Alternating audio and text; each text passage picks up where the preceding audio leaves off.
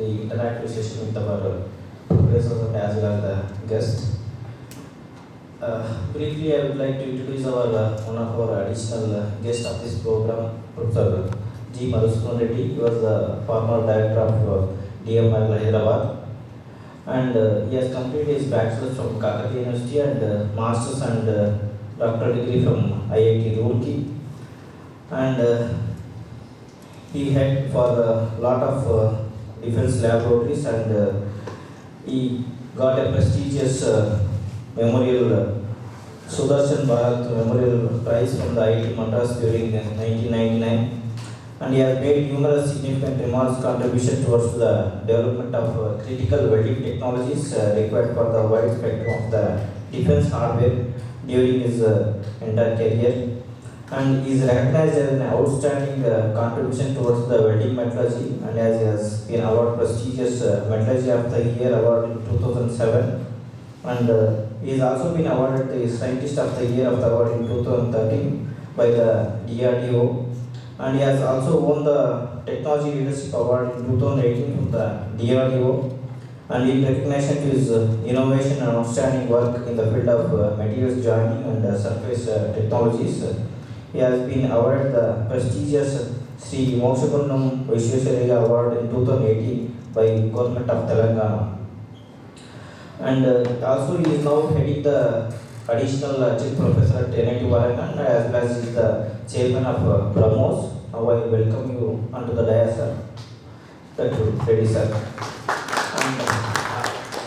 And another one of our additional professor is Professor Venugopal. He is also a scientist G at DMRL, and he is also a chief professor at NIT Warangal.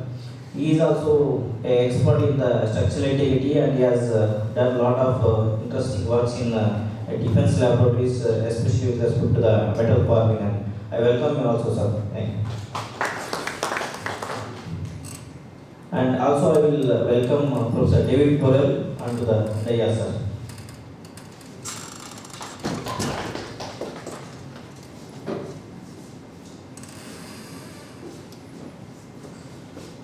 Yeah.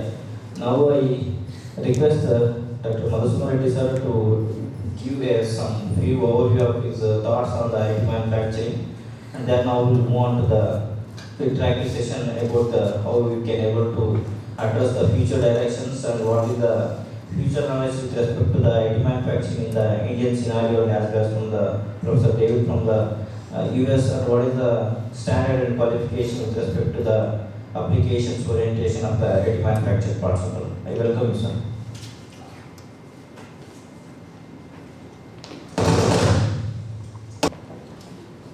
Thank you, Dr. Manjay, for the nice introduction, and I'm thankful for you for the invitation for this interaction meeting. And I looked at what you are studying for the last 2 days, 3 days. On additive manufacturing, okay. You in fact have covered, Professor has covered various additive manufacturing process and service properties of using, especially for TED, and how to repair and how to retain the original functionality of the component, metallurgical aspects and numerical simulation, and how to control the heat flow and so on. And I looked at, there are a lot of case studies, he has covered it, and so one thing is we're looking at repair and manufacturing. They're looking for damaged components, bring back the functionality to as original, okay? But at the same time, we're looking for cost effectiveness. So for that, because we're looking for focused thermal energy sources, earlier we used to do by using welding technique. In fact, additive manufacturing is nothing but welding under complex boundary conditions, severe constraints. The bead size is big, not have become very small and finer. We are using wide additive manufacturing process, we are using powder-based. What is the reason is the melting and solidifying, and it's nothing but welding. But there is a lot of differences because the effect of cooling rates are so big, so high, and the structure is so fine. And there's no time for the element to segregate because generally in welding, there's a melting, there's a solidification, then during the solidification, there is segregation of the elements. You have a lot of problems and the way you're going down. But here, everything is so fast, the segregation is almost minimized, cooling rates are extremely fast, you're getting a fine structure. So that is the beauty of additive manufacturing. And because since you're using a fine focused energy, so you're able to repair it precisely and effectively. But I wanted to say a few more things because what are the trends in alloy development right now happening in manufacturing? So that I will say a few lines, then you can ask any queries. So as of now, we are trying to use existing alloys. We're not trying to develop new alloys. I think we should move to new alloy developments. And we are all, as of now, we are using a metallurgically simple alloys we are using, very simple alloys.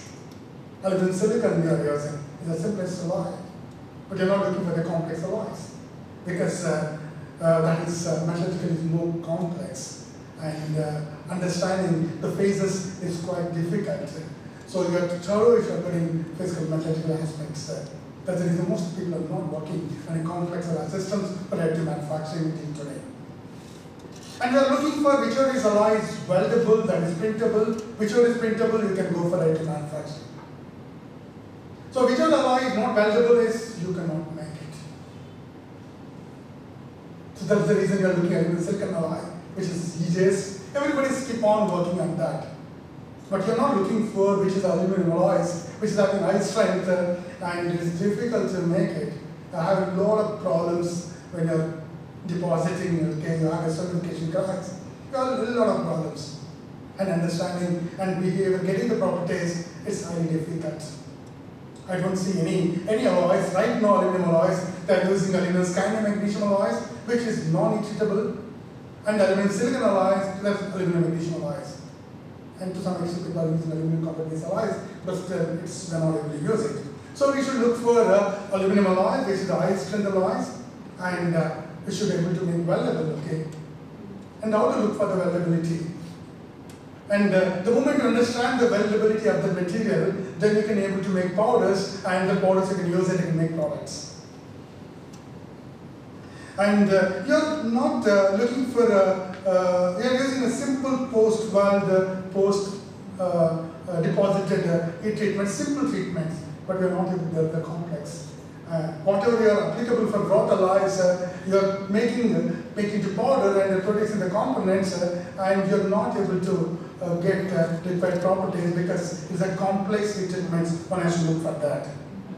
And right now, the most focus is on dimensional accuracy. Shall I get a good bead, good surface roughness? You're always looking on the dimensional accuracy. That is important for repair and manufacturing. Not all about that. But when we can look for structures which is having good properties and how to make that? The big question mark. And always we're looking one process for all materials is impossible.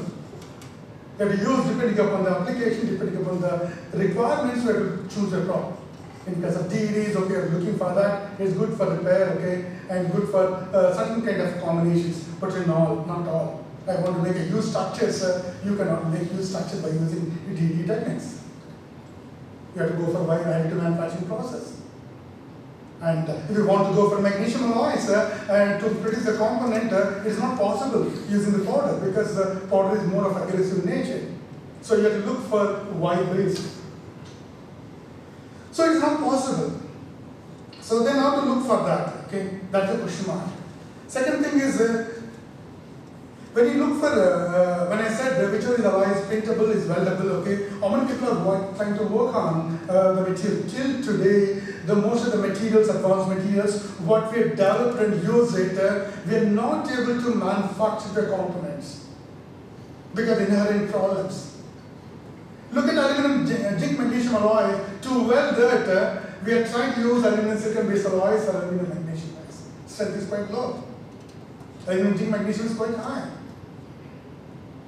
So most of the properties of the wrought alloys, when you are trying to weld it or trying to manufacture anything, we are not able to get the full potential. Most of the people are not able to understand the physical, metallurgical aspect of the materials. Without understanding the material behavior, we're trying to work on making components and so on. So metallurgy is a part of that. Mechanical metallurgy is one of the most important things. It is not a subject at all. A component is failed. You can look at in terms of design, you can look at in terms of the forces, stresses, you can design in terms of, you look at in terms of microstructures. That is mechanical metallurgy. It is not wedded to only metallurgical people. It is actually a subject to be studied by an engineer who is dealing with the manufacturing and materials. So now the question is, how to, we are talking about the repair, okay? We are trying to repair for aeronautical components. The success is, I can say, partial success. I want to repair a directional certified blades, which is used in turbines, gas turbines. So I can be able to deposit, and it also is deposited by TIG welding process or any other plasma related. Now, additive manufacturers come, but still I'm not able to get the structure what I wanted. It should be directional certified grains. The texture should be in line, difficult to make it. So, for example, you're looking for a cast irons, okay? Big cast irons, okay? You want to repair it. Yes, this is a best process, additive manufacturing process using DD, a huge component. When normal one you want to repair a cast iron of a huge components, bigger in size, you have to preheat it. Then you have to weld it. Here, using DD technique because a localized one, okay? Density is so high, and you can be able to make it and use that. And most of the forged blocks they're trying to use this technique effectively. And sometimes everybody says, okay, additive manufacturing can do everything for us. No, it's not possible, okay? It's not at all possible. For example, I'm talking titanium alloys, there's a structure called equiax alpha. You have a laminar structure, you have a bimodal structure. Equiax is meant for such an application. Laminar structure is meant for something. Bimodal is a mixture of equiax and laminar. That kind of structure you cannot make in additive manufacturing as of today. Because it requires some kind of thermomechanical processing. The moment you make it, you have to deform it at certain things. Then only you can able to form the kind of structure. Impossible. So everything is not possible, okay? And a lot of issues when you make a bead and simple welding two components, okay, trying to weld, and with one weld we are having so many defects, pores, okay, and a lot of qualification standards we have to establish before putting out on a board, okay, on aeronautical applications. Today, additive manufacturing, thousands of thousands, lakhs and lakhs of layers, okay. If any layer, some problem is that it's not possible to repair it. So you have to develop numerical simulations accordingly. You have to control the molten pool width and depth. You have to make it. For example, okay, you're trying to make a additive manufacturing product, one layer you put it, you keep on putting layers, okay. Then you retransfer and the first layer is different, middle is different, top is different. The mode of certification, metal is melted and certified. First fellow will certify very fast, you make it cellular structure. And second one is you have a dendritic one and you have equiax, all kind of things are there in one or two ways. You have to control the heat flow properly. So you have to quantify the heat flow directions every layer and you have to give it to the machine and to control the process parameters. Without understanding the certification, without understanding certification microstructures, a lot of activities going on in the field of additive manufacturing across the world. So that means you have to go back to the methodology and understand what is the mode of certification. Is it cellular? I want cellular structure all the time. That's the point. Another beauty is you are not able to utilize the potential of the process. Potentially. But without understanding, suppose for example we are facing a lot of difficulties in a gas turbine. The central one is disk should have equiax microstructure. I'm talking with respect to titanium alloys. you have a blades, the blade should have a directionally solidified coarse grains. Sometimes I don't have any grain, it's called single crystals. I'm trying to join these number of blades to the disc by using a mechanical fastening. So there's a lot of issues. So why can't you go for welding? Okay, we are trying to weld it by linear friction welding rod. But this process, you can do it locally. What kind of structure you want it, you can create it. You can create localized your own structures. If somewhere you want it coarse, somewhere you want fine, coarse and fine, you can do that. So you can tell your microstructures whatever you like it. That's only possible to understand the phenomenon of solidification. Then you can create wonders. That's the beauty of the process. So we have to use the process where functionality is difficult by a conventional process. At the same time, can you able to get in a cost-effective way? That's one. And that's what we have to look for that. Today, if you want to take additive manufacturing to the next level, at a higher level, I should have powders. And today you are talking powders of very high-end products. I am working on CM247 alloys, super alloys. I am working on titanium alloys. I am working on internal alloys. People keep on working on that. Try to work on steels. A normal steel, okay? Use it in normal applications, okay? Then goes. They are not doing that. Most of the powders are not available. Who has to make the powders? Talking about, okay, titanium alloys, if you take 1 kg, maybe 5,000 rupees as a raw alloy. If you buy a powder, it's by 25 to 30,000 rupees. And the powders is not at uniform sizes. Somewhere coarse, somewhere fine, and you're trying to do it, you have a lot of coarse products. And a lot of wastages are there in that. So how to make the powders which is cost effective way? I don't think in country people are working in an isolated way. If I should be able to make powder with a cost is less than about 2,000 rupees, I feel like putting.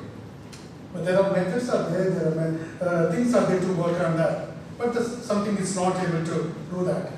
There are a number of, in fact, I delivered a talk some time ago here, but this is not the right platform because I came here to repair and I have to remanufacture it.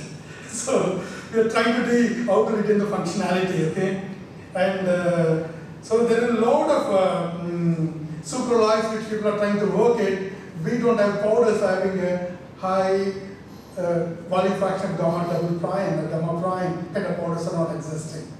One has to work on that. So that we will be named as the first in the world or first in the country to work on that. That is missing.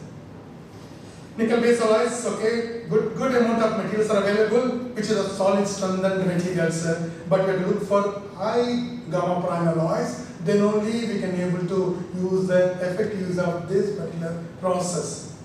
Aluminum alloy, as I said, not more than aluminum silicon and aluminum magnesium. We have to work on aluminum zinc magnesium alloy, in which I'm thankful to and grateful to Professor Manjay, but he took a project from ISRO. He's trying to look for aluminum zinc magnesium alloys, which is high strength alloys.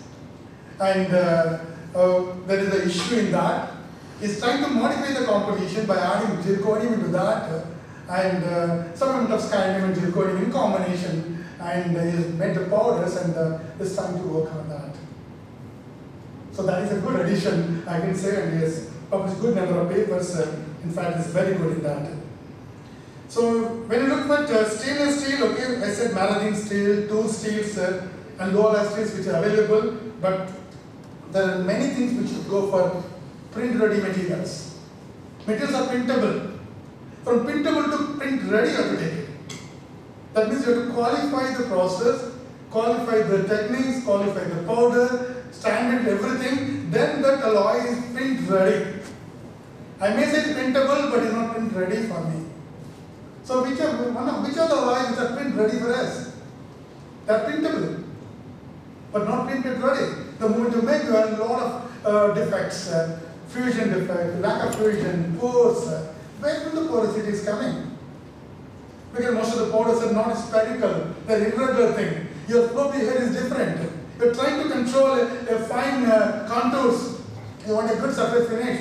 If the powders are not uniform, if the powders are not uniform structure like spherical, all kind of things are there. You cannot control with only scan speed. So that's what my previous well-wisher and former director of IGCA used to say, that if you're trying to work on anything on welding, okay, it is a total engineering, because you're trying to look at what is the material is given, you're spoiling, you're melting and again you're redoing. That fellow is rolled it, made it, and everything is given to you to make a component. What you're trying to do is you're putting and you're trying to weld it. You've destroyed everything. Destroyed everything. And again you have to retain the properties. That means you should be more knowledge, both material and the process condition. Same thing with additive manufacturing. It's a total engineering. You have to, right from it to control quality. People never used to worry about quality and how to make things. As an engineer, my duty is only machine, I'm machining. My duty is only to weld it, I'm welding. It is a quality man to come and say. But this particular process, you should do everything on time, on the place itself. You have to control the quality, you have to look at everything. So as an engineer, you should know all kind of things. Then only you can understand. But how many people are trying to do that? And I want a simple ferritic stainless steel powder form. If it is there, I can use it for some applications. Powders are not there. Who will make for me? And everybody talking about high end. So let us look at the low end first. High end, okay, people are there to work on high end. So some people should give importance to low end applications so that it should go for cost effectiveness. And if you ever look at working on super alloys, working on work on materials which is commonly used so that you can reduce the cost effectiveness, then you can implement it. That is missing in that. For example, look at duplex stainless steel powders are available. Duplex means what? It is a mixture of arsenic and ferrite. 50% arsenic, 50% ferrite. You have a arsenic stainless steel, 100% arsenic. You have a martensitic stainless steel, 100% martensite. Duplex is a mixture of both. Ferrite and then arsenic. But when you melt, what happens? The mixing will not be there. So it may become slightly more arsenic, less ferrite. You will not get the properties. Then you keep on controlling the parameters, looking at the big dimensional control, very nice, and other things. Internally, the phase is phased out. It is not 50-50. So unless you don't understand physical metallurgy of the duplex stainless steel, how to add the powder, how to control the cooling rates, so that I'll get the good combination of microstructure without any difference. I want to say one more thing before opening to the dais to the questions. One of my colleagues is keep on doing research in the field of titanium alloys. I'm talking the 1990s and so on. He's getting porosity. Porosity is because when you're melting, okay, metal is molten condition, the gases will be soluble in more. When it is solidified, the solubility of the gas at the room temperature is less. So high temperature is more. So when you are welding, okay, because the temperature is more amount of hydrogen is gone, more amount of oxygen is gone, and it's okay. When cooling it so fast, no time the gas to come on. It will come as the pores. People said, okay, you go for electron welding, it is completely under vacuum, okay, you're doing. But they also are getting pores. So that's the kind of research. So they keep on doing research over the years and publishing papers. Ultimately, there's no answer at all. Go back to intermediate and find out Sievert's law. The partial solubility under vacuum under root of P. So your partial pressure is going down.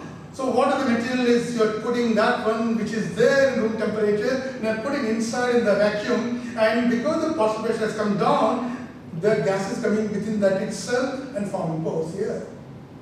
So what we learn? A basic we are learning, we are living at the basic itself. You have to apply the basics when to use it. I learned ABCD 26.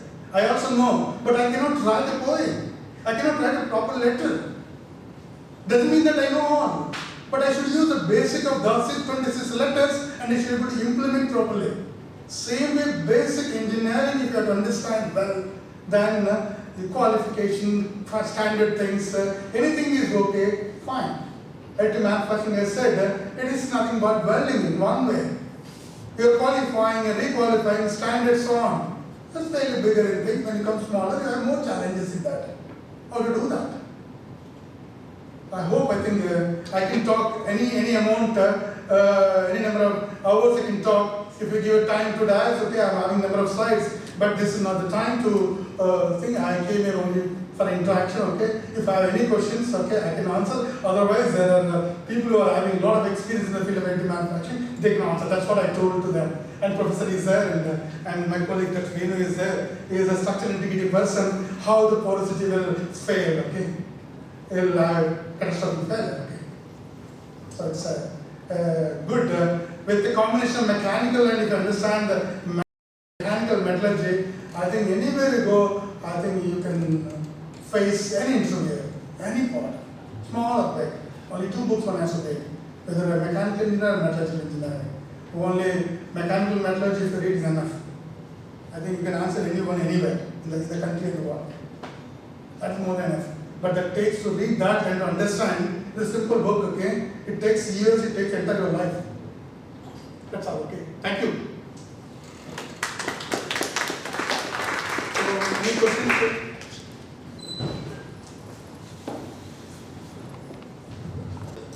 Any queries from your side if you would like to interact with Now you are more knowledgeable because last 3 days and notes you are reading and everything, so you are more knowledgeable and professor is much more knowledgeable. So we have to, so you can, we can only give suggestions, sir. We cannot answer it, okay? So now please. Yeah.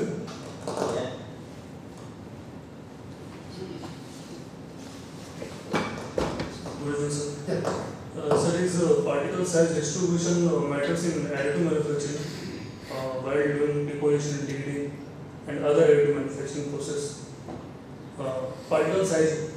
Particle size, it depends on the functionality. It should be very fine and should be spherical in nature for the flow variety.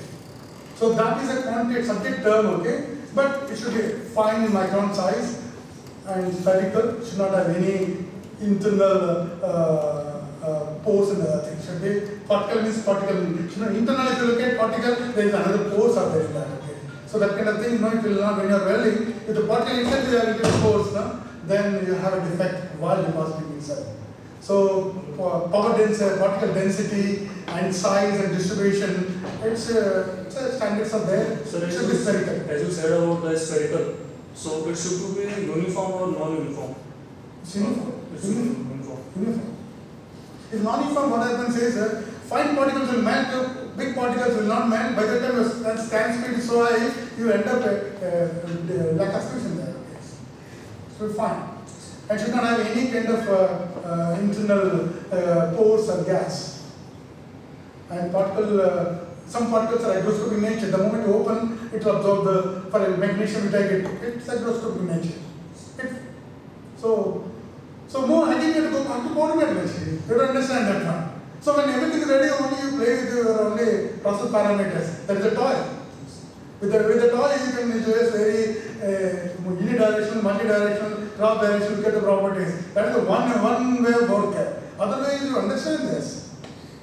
So, but that number of standard depends on the material to material. It is there.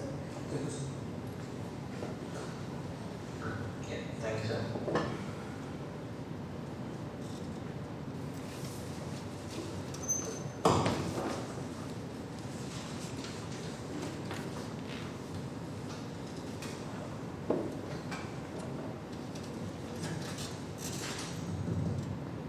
Good evening, Professor. Yeah.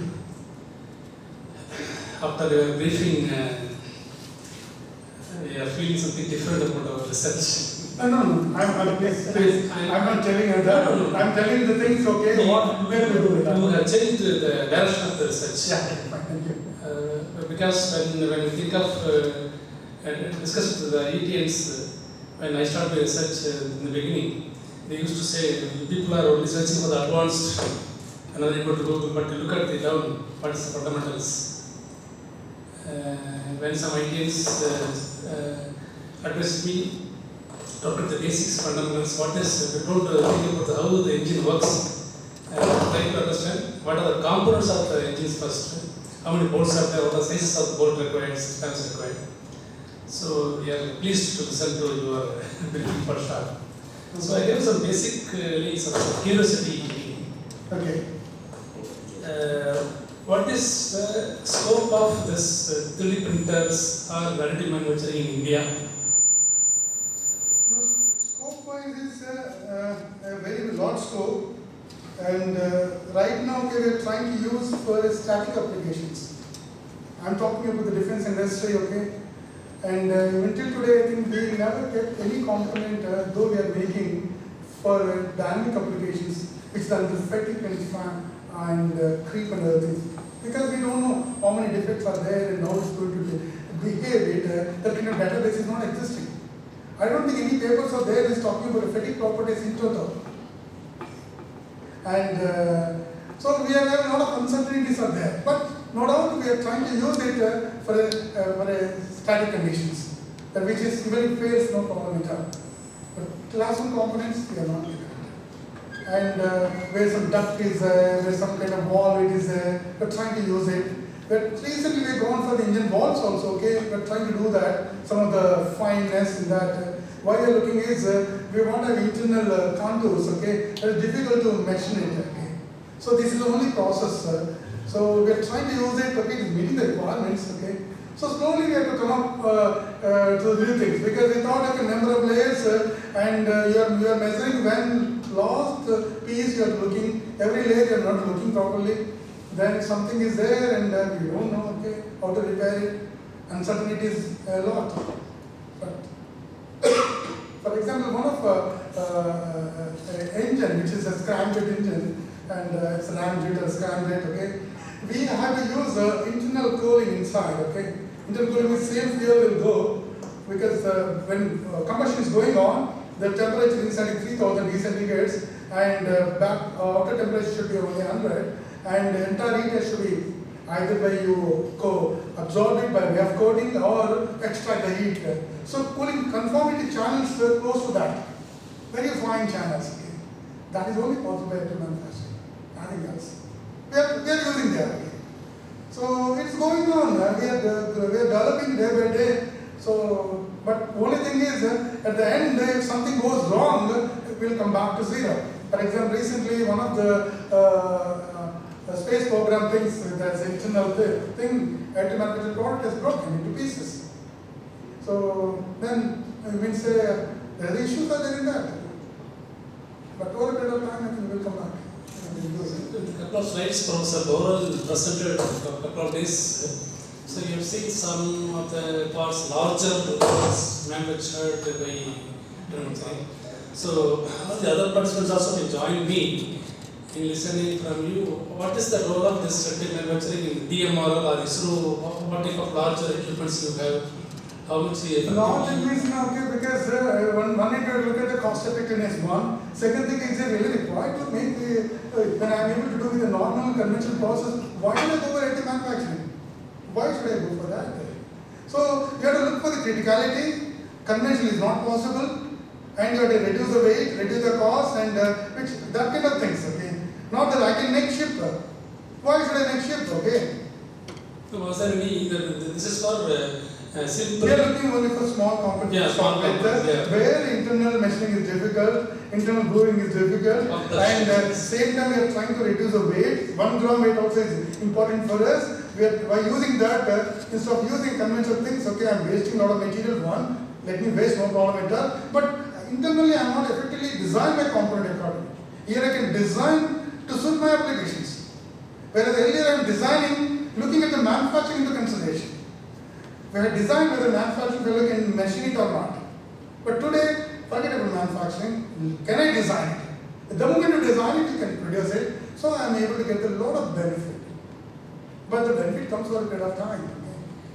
And no one will put, even if I develop new material, if I were to go to the actual applications, it is taken nearly 10 to 15 years.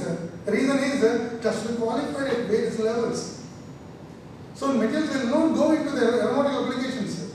You may do a wonderful job, okay, but it has to be certified a lot. Certification, qualifications, and reactivity, all the things. It takes years.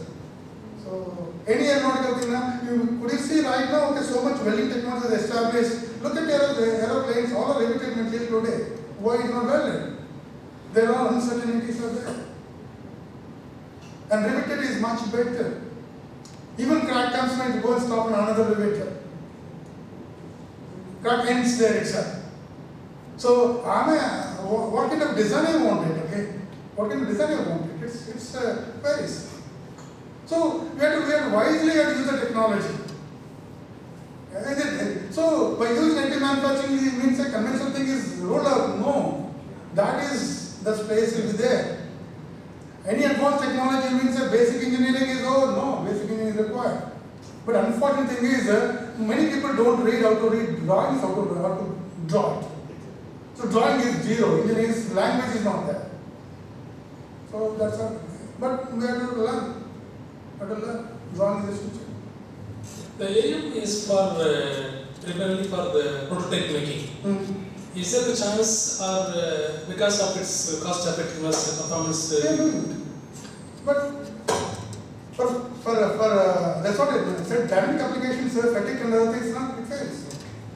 So how to qualify? Somebody saying it's good, then only you put it to next level. There itself I am having a lot of difficulties.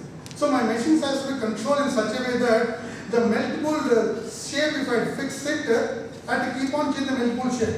Here it is okay, next time I have to try to increase it.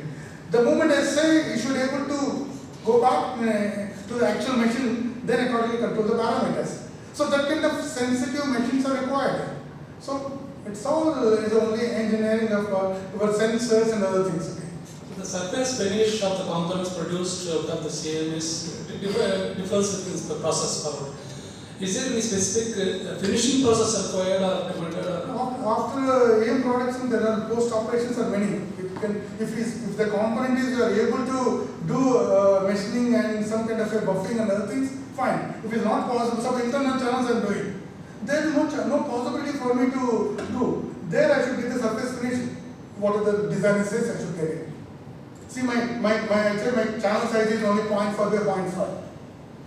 0.5. So when doing then powder particle is trapped, I cannot prepare it. So for IIT Hyderabad, they given a major program to make confirm the channels of 1 mm by 1 mm. They gave it to us. When you're looking water, okay, just say we're walking to the other side. No, it's not going.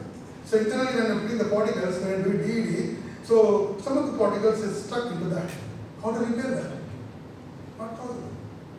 So that means so we're not able to make a good surface finish. So the project we have to close it. We have to close it. And another way we have to do it. Not looking at that. People say no, DED can do everything, you'll get fine surface finish, everything fine. But somewhere the powder is not melted, it is blocked the channel. You cannot have a drilling machine to drill 1 meter length, such a fine drill. And it's not a channel is not straight, it's a zigzag channels. This process cannot meet my requirements. People may say openly, okay, I can do wonders, okay, but in practically there are a lot of issues right now we are facing. There can be a program for that. They said they can do it. No, sir, with the DED we cannot do it, with the powder base we will do it. Powder base today is depends on your chamber size. Then it has to be welded. Another one, I want 4 meter length. I don't have such a big thing. So if I build that one, I don't know, can I put that much effort of money and energy on that? So let us look at what we can do with existing materials, how to move further, how to get to your effectiveness, then think about it. But the direction is multi-directionally we are working. Maybe it's okay, sometimes good, sometimes not good. So just for some little understanding, the defects are corrected using a DED process. Is there a limitation of the defects, like the surface defects or root defects, that can be? Yeah, some defects. As per aeronautical standards, okay, the porosity is there, there is fine pore, if it's not interconnected, if it is there, thought about thickness, is there, off thickness of that material, number of pores are there, yes, it is good. Because it is shown. But pores are clustered in there, it's a problem. It's a problem. Sometimes, okay, very fine pores, we are not able to detect it.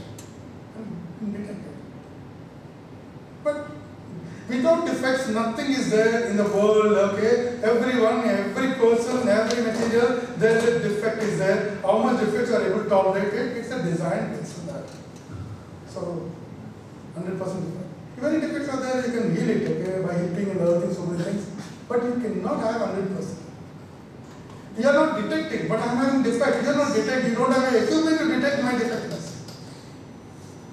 See, using UTS, ultrasonic, okay, using X-ray, or 20 micron size, you can able to see that. You know 20 micron size? No. Till today, no.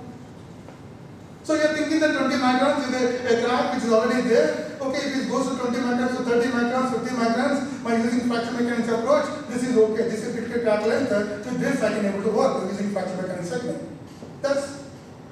But below 20 microns, you are not detecting. If plenty of cracks are there at 20 microns nearby there, you are not detecting. We don't know when it will fail. So failure analysis, let it fail, you analyze it, understand it, then you implement it. So existing components, over a period of so many years, we understood, okay, how it is behaving. This is the manufacturing products, okay, another 10-20 years, you may get all kind of things. But at this stage, with some kind of uncertainty, we have to move. We have to move. Okay. We have to take bare enough. But you look at where it's not possible by conventional methods. So it's not. You want to produce number. No, you cannot produce number. You want to produce dye with the dye and quench, you have to keep on dyeing. That can you go for additive manufacturing? Take a plate and punch it and get number of components. Why are you looking for additive manufacturing for that? Not required. So look at your functionality. Look at your functionality. Sir, finally, Yeah. I don't know whether this is appropriate to ask here. Anyway, you're open. Yeah. Looking at our works of our ancestors, building the lakes, temples, mindful sculptures, without any simulation, repeatedly I have done minute Maybe works. simulated, you don't know. Okay? Yeah. They are able to read, they are able to visualize it. Today we are not able to visualize the third dimensions of a given product. They say, what is third dimensions? Can you able to do it? If I give 2 dimensions, third dimension we cannot understand because we never put that. Our concept we are not thinking. So drawing we are not teaching, okay? First year is Indian drawing not required. That is not required, this is not required, course subjects are not required, everything is only advanced is required. Advanced again it requires ABCD is only 26. So when you are going to teach that, so it is required. That's what recently when I reviewed IT Madras Metallurgical Department, I said course subjects you have to give it other subject remote. Because they have given opportunity for us to write our own comments, written comments. Yes. So you can remember, those subjects are essential. Okay? Someone said, employer said, why are you not taking my people for your job? He said very clearly, so he's an US employer, he said very clearly, sir, I can teach my domain expertise to the people. I have to fabricate this, what is required, I can give a training, but fundamental I cannot teach. Fundamental you learn from your basics. Difficult for me to do. I don't have that much energy to teach. But I have to manufacture this thing, I will teach, I will train you in 1 month or 2 months how to bring this. That's all. Fundamentals, I cannot teach you. Fundamentals you will learn. So fundamentals we are not learning, we are only learning this. Domain knowledge you are learning, but not fundamental knowledge. That is the thing you are missing. Anyway, this is not the course for the BTech people, okay? I'm sorry. I think this is the final question. To my knowledge, IETs are for some mission buildings. If by any chance, any IETs or in industries or everybody, maybe based on Make in India, is there any attempt to develop, build 3D metal printers in India? People are doing 3D printers, many are there. IIT Bombay is doing it. They are doing. See, question is, if you ask us for design, you can design it. People are there. If something is available at 1 rupee, I am doing it takes 2 rupees, you are going 1 rupee there. What I can do? It takes 2 rupees for me. Yes. So it's possible. PFW. It's also made by India. And that's the reason government has bought a new rule that somebody is designing the machines here, if it's costly also please buy from here only. So we are not doing all. When I want to buy a machine, a 3D printer for something else, put a clause there. Isn't the country anybody is doing? Why it is doing? You have to buy, it will cost is double also to buy from there only. So government is all kind of this thing. No problem. I think there is an attempt between work and IETs to develop hard disks. Instead of importing from China, some hard disks are getting developed. Disk means what? I think disk means only. Actually, hard disk for computers. Hard disk for computers. I don't know. I have no. Okay. I don't know much about that. Thank you, sir. I'm sorry. Thank you very much for your. Professor, they are not asking questions of you because they understood very well actually. No, you're doing great. Yeah, keep at it. Because first they are attacking me, not you actually. Of course. So good. So there are some set of few questions. Yes, fine. Anytime somebody is good to you. Like especially in the repair application, is it an excellent technology compared with the welding in the laser powder bed or the DED process? Definitely, much excellent because your density is so fine and very high density, precise you can make it, control the damage very well. I will leave it to the professor, he can able to because he's having vast experience in that place. So please. Sure. Yeah, I mean, yeah, the repair, the aspects of repair, this first of all, as you mentioned, we have to be dealing with high value parts, certainly to begin with, to make, really to justify the repair. We'll be looking tomorrow with case studies for repair. So I think that it's a very important aspect, and I think it's, as we'll see, the technologies that we deal with, particularly the DED, are going to be extremely well suited for doing repair. Okay, thank you. Another question, like what is the current state of qualification and certification of AM parts in the US with respect to the application? Yeah, you're talking about qualification? Yeah. It's an area that is one of my soft spots. So I can't really talk about the state of qualification since that's really not an area I work with closely. I can tell you that maybe the doctor can talk about what qualification is. This is really sort of an industrial concern. But I know that it is an extremely important aspect of doing business with particularly working again. I mean, I'm sure you will agree, working with defense, it's vitally important to qualify and to verify the parts coming out.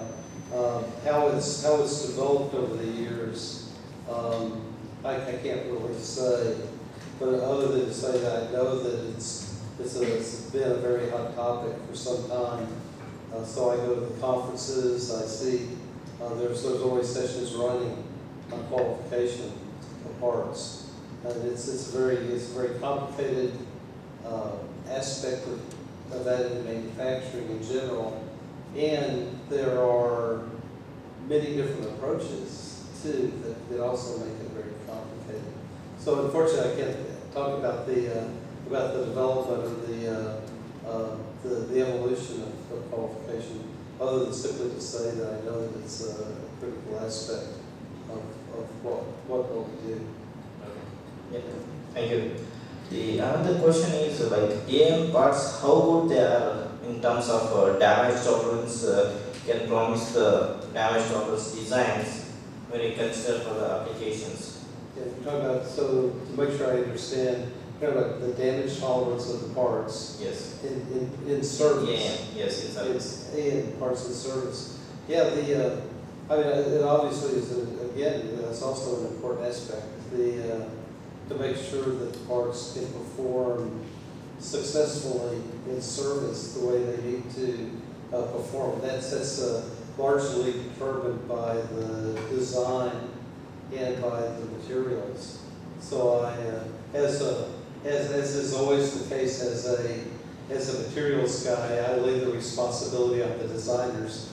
Of course, the designers lay the responsibility back on the materials people.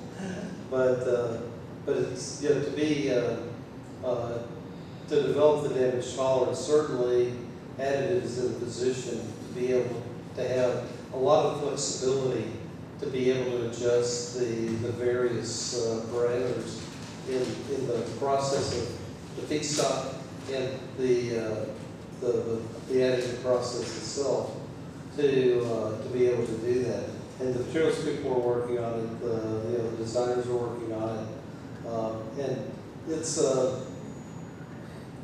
to some degree what I've seen over the years is with the technology and the community on damage tolerance is really coming to a better understanding of what additive manufacturing really is and what it can do and what it can't do.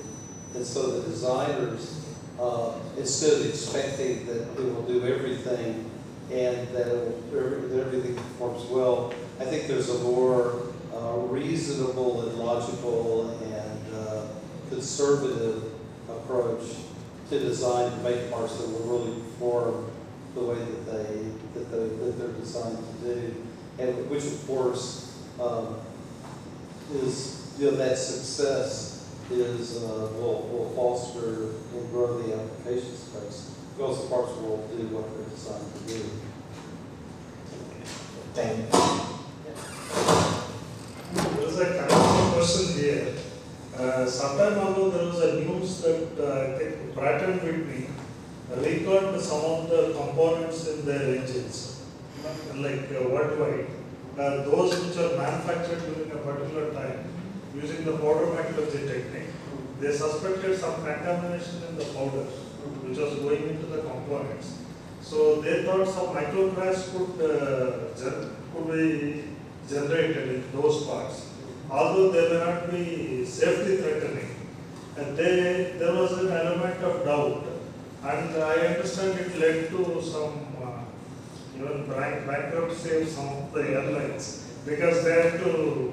It was led to a serious downtime of the engines, so that recall of the engines and return may take up to 1 year, something like 300 days, which, as you understand, is a large time in the airline industry.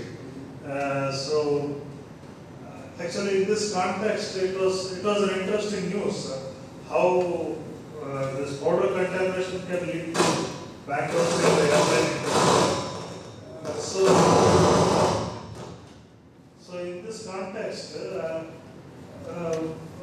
would like to know what kind of statistical repeatability will be there in the quality of these parts, especially in emerging design. Of course, we have dealt at length on this, but what kind of statistical repeatability is there? That leads to the other question which Professor Madhusudhan was asking.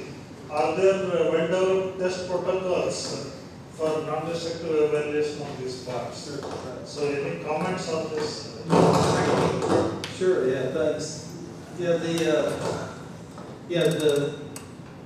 we are additive manufactured parts going into service is a very new thing, because when you consider that the very beginning of additive manufacturing, not its widespread application, but the sale of the very first machine was only about 40 years ago. So we don't really have much of a track record in terms of parts and service.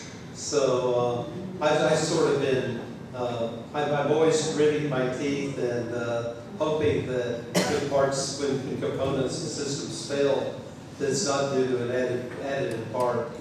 But of course, it's inevitable that this will happen. We took the lessons we could learn from that. And again, this is more of a corporate thing than an academic thing. But my observation is that the current way that, at least in the U.S., for the one area that I'm familiar with is with nylon parts for aircraft. For these parts, and again, it's not like a Pratt & Whitney application because these are not structural parts. But the way that they're qualified, the way that the fabricators try to guarantee that it will perform and not fail is they're doing it on the front side by doing mechanical characterization during the build, and they've established minimums that they must meet before the part will go in service. And it's the test coupons, they can be built in the chamber, along with the part, so that which is the best they can do to make sure that what they're testing is what actually is reflective of the part itself. And so these kinds of things that are really what I've seen in terms of how they try to guarantee that these kinds of things don't happen.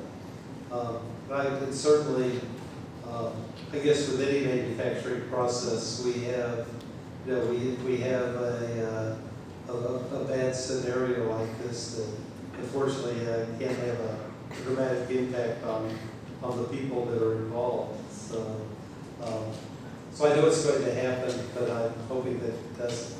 With that, Thank you. I think few questions that mentioned to me. There's a lot of work which we are interested to work on smart structures. I want smart ship hull. I want smart submarine ship. So submarine, okay. How to make this smart hulls? Smart hulls means what? You have to put sensors inside the material. Okay. That is only possible by embedded electronics. And then I had to do it by ultrasonic laminations, then go for further. And there we are doing a lot of work. So everything should be smart. Okay. Any sensors are not kept outside, okay, but built inside. Okay. So that is the activity with additive manufacturing, doing a lot using the ultrasonic additive manufacturing process. They are doing a lot. Okay. And the questions is really, another one is you can improve the yield strength, you can improve different materials, reduce the density. If you want to reduce further, okay, I don't want material the same thickness everywhere. I want somewhere hollow, somewhere different structure, somewhere honeycomb structure. So you can get the stiffness accordingly. You can reduce the weight and improve your elastic modulus in a better way by using a modular structures. That is not possible by any other methods. So we are trying to, suppose if you look at a nautical blade, okay, turbine blade, it is not shaped one end to other end the same thickness. Internally you have a lot of what you call modular structure, okay, that gives enough good elasticity, Young's modulus, and density is low, it's very high. So we have to look for where additive manufacturing can give more functionality and design a product accordingly, meet your further requirement, high temperature requirements or low density and so on. Then we will definitely get it. Don't look for too big components, too small components.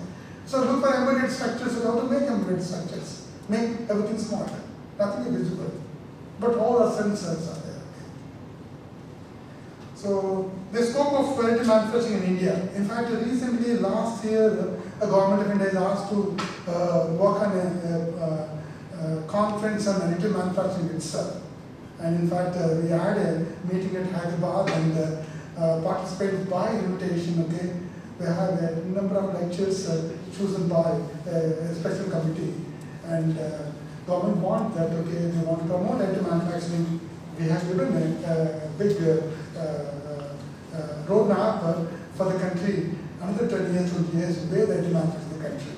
I think those things I can able to circulate to you because now it's coming in an open thing, which has by Indian National Academy of Engineering started this event.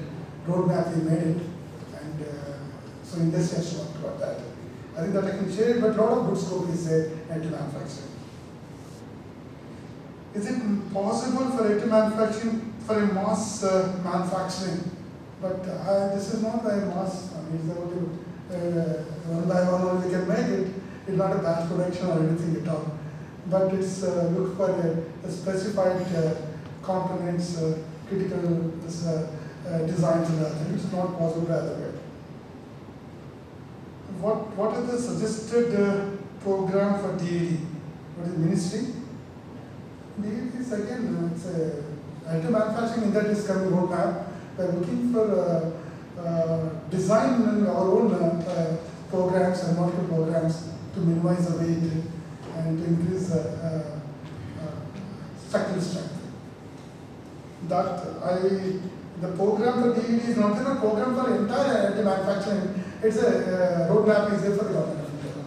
Okay. I can able to share to Manjaya if it is open by Minister of Engineering, which we only wrote recently. Okay. Otherwise, I can able to tell the content of that by not giving the name of that. Okay. But I can quote that. Okay. Because that is open. Okay.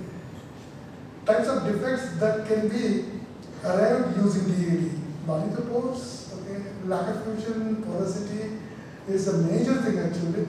How to control it? You control the way whatever is possible. Otherwise, the best way is that once the product is made, you can go for hard isostatic pressing route.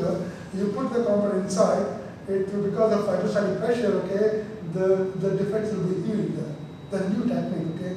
And AM products are supposed to undergo heating. They know they are putting into the kind of things to do. So there are many ways to control the defects. You have to control the process parameters, the way you do it, powders you have to look for that, and process, powders, scan speed, so many things. Okay.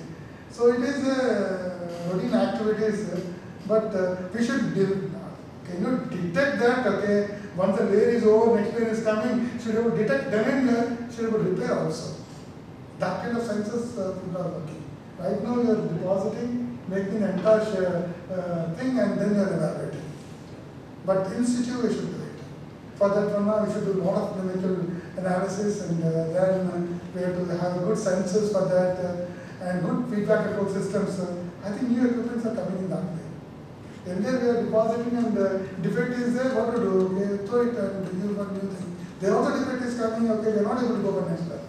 So we have to repair of the A product in situ before putting next layer. Then only it's applicable for that. Is there any plan for India to develop and manufacture 3D metal printer? Yes, many companies are doing. And the first person is IIT Madras, IIT Mumbai, Professor Karunakaran. He has started. In fact, they have given 2 projects on top welding. This thing still is doing. I think he is the right person. Okay, he is helping many industries, and he is the first person to do the things. Design a machine for our own programs. And he's really worked for the last 20 years.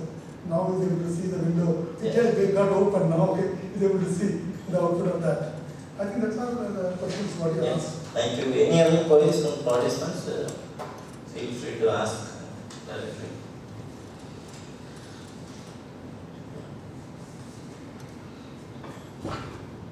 Sir? Yeah, please. I have a question, sir. When we are doing functionally graded materials, so we have to use 2 different powders. Yeah. So 2 different hoppers. So 2 different hoppers will release the powder in different percentage. For example, metal A 20%, Yeah. metal B 80%. That's okay. So together they will be released to nozzle. So we'll use one carrier gas. Yes. And I just want to know how it will get mixed and then deposited, sir. Because 80 plus 20, when it deposits, what is the procedure, how it gets mixed up, whether it will be equally mixed like 80 plus 20 together, 2 metals will be... The powder is getting controlled, no? From the one hopper and other hopper coming to the nozzle, then only it's going to the melting stage. No? But they have to mix now, sir, 80 No, plus... it's internally because okay, it's there is a rotating this there, it's getting like a mechanical mixing is happening. Okay, it's coming, okay, it's getting mixed, then only it's going to the nozzle, then only it's getting melted, then it's going to that portion. Before that one, both are added, then the rotating is going on inside and the mechanical is going on. Then we'll go to the next level, then only it comes out from the nozzle outside. Yes, sir. Then there is a arc. My doubt is, sir, will it be completely mixed, sir? The completely mixed means okay, they are using mechanical mixing only is happening, okay? It's like like how we have ball milling you are doing, similar kind of things. So there is a uniformity is fairly achieved right now. That's fairly achieved. Thank you. Why only 2 powders? They were trying to do 3 powders, 4 powders, okay? And one is working is quite complex. I want titanium, I want stainless steel, okay? Both powders are not compatible. Not compatible. So how to do that? How to do that? So what are the problems are there already there, okay? Years have passed, okay, now 70 years has come, okay, for the country. Now what are the problem is the 70 years back, now the problem is same. With that. So basic understanding, when two people don't go each other, we require the third man, okay? The problem still exists. So same thing in, we are using two powders, we want some other powder, okay? In fact, I want to add it, why can't we add it? It includes the solubility of this fellow, that put this fellow. This person, what is in between, he should absorb both, but he should not dictate his terms. He should be, and those people only should be able to move. And third one who is coming in, he should only tie these two people and he should sign it. But most of the people who are coming in between, he is dominated. In actual scenario, if you see in the nature, okay, two people are not going, third man comes, he dictates the things. Other people are only useless. I don't want to. The other two people are important for me, not a third man. Same thing, what? Observe closely nature, everything, every manufacturing is, we are very close to the nature. Very close to the nature. So observe the nature, what is happening. How nature is, flower is coming. It's coming, right? Layer by layer is getting deposited. Can you manufacture the flower? Not possible.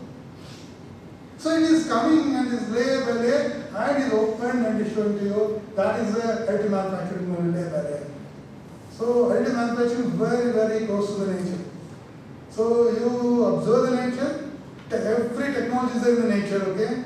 You are not inventing anything at all, okay? Observe closely, observe their behavior. Materials also same behavior, okay? Titanium, stainless steel don't go each other. Titanium to aluminum, no possibility. No possibility. But we want both to be tied in. Impossible. Impossible. And third man, we are trying to do it. And what is the problem? We are enjoying. I will tell one example, I think I'll close it. There is a huge internal pipeline of titanium pipeline. There is a stainless steel pipeline. The pipeline carries almost pressure about 240 pressure, okay?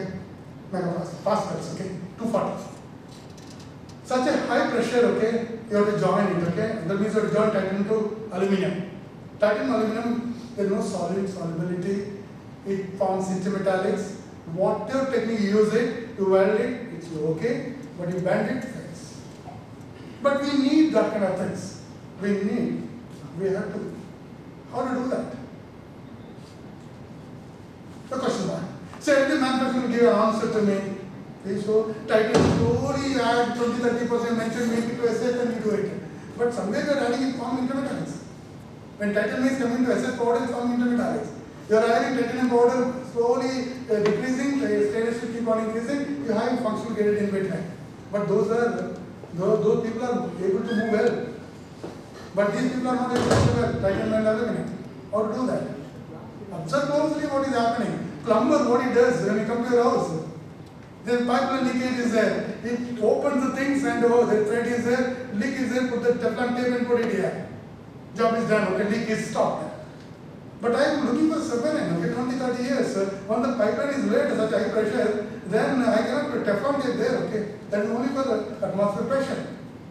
So can I use the same logic? Can I use the same logic for my components? What plumber is doing? So one question is, okay, you put an internal thread, you put an external thread, this is a titanium, SS to SS we weld it, no problem at all, titanium welded. Here is an internal external thread. Thread to there is a gap is there. Plumber is putting the gap, filling the gap because of Teflon tape. Can I fill the gap using metallic sealing with metal? The simple one particle is there, you cannot tighten it properly. If the thread is some particles are there, you cannot tighten it. So how can you put metallic sealing in that? The question is, this is the technology. Technologies cost in crores, hundreds of crores. A simple technology. That's why I said, go for fundamental understanding. Brazing is what? Brazing is by capillary action. How the mercury is going? By capillary action. So now I put internal thread, put everything here, put a filler on the top, which is low melting filler, put in the furnace, the metal will melt. By capillary action it goes inside, fill every thread. That's what the glue solution is working. All the submarines are working today because of it. That is the simple thing. What is the cost of things? Nothing. And today we are trying to do additive manufacturing. I can make it, sir. with additive manufacturing, I use a gradation, the functional graded, impossible. You can tell today, ask him, okay, whenever a problem, you do it. We know very well we cannot do it. Okay, you are trying to do it, take something, okay, something will come. So we have given number of programs. I asked ISRO also, right now with the Senior Midani, why don't you give that kind of program with a few lakhs? Anyone can do it or not? No, since they said they won't do it. I gave it a set, but is it possible? Why can't you give the funding? Or okay, you give suggestions. So you can, tomorrow come and look, I will introduce to you, okay? So that's the thing. No, see, we are able to do that.